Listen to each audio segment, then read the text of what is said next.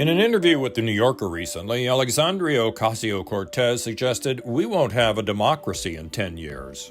I think what we risk is having a government that perhaps postures as a democracy and may try to pretend that it is, but isn't.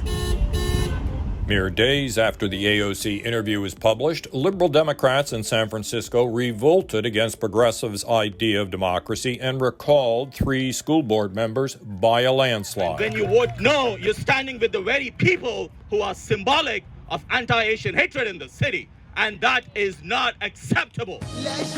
Today, some of the Democratic commentariat is suggesting that the party will be wiped out in November's midterm elections unless its candidates distance themselves from the progressives. We're now seeing really the major part of the progressive agenda disappearing from view. But while progressivism may be under fire, what evidence is there that influential Democrats are willing to break with the party's left?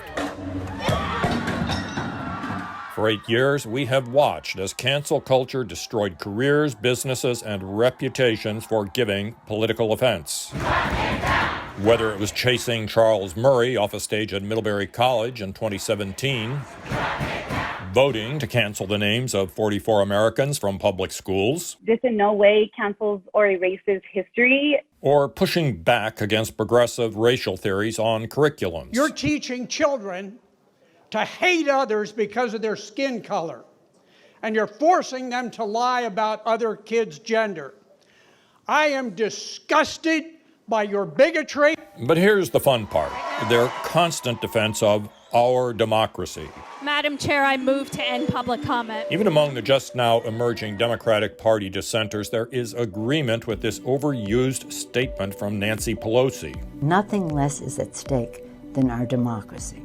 Those 2 words, Our democracy. Our democracy. Our democracy, refer to one thing: Donald Trump and his continuing obsession with what he insists was a rigged election. He is threatening our democracy.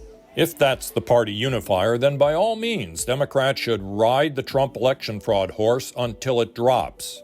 But Mr. Trump no longer has a voice in the echo chamber of social media, and Democrats have to stand before voters with their own policies and behavior. Some recognize the problem.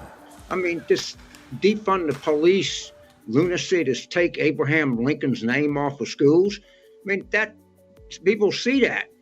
And it's just really have a suppressive effect all across the country. The Democrats, some of these people need to go to a woke detox center or something. But to my mind, the progressive problem is deeper than the Democratic Party's loss of independent voters. The left achieved a fundamental ideological transformation that has gone unanswered by liberals for years. And it reminds G. Van Fleet, a parent from Virginia, of growing up in China during the Cultural Revolution. I'm very, very familiar with the communist tactics of how they divide people, how they cancel the Chinese traditional culture and destroy our heritage. And all this is happening here in America. Now they are labeling parents and concerned citizens like me as domestic terrorists. A mid-course correction in November's midterms is not going to change the progressives' trajectory. Only a resounding defeat will force a necessary revision of these destructive ideas. The Democrats deserve to lose. They've earned it. These kids are our future. And the way they're being taught not to respect our country and not to respect authority and not to respect our parents, that's going to ruin our country. If we don't teach our children to stand up and be good people and do the right thing, we're done as a country.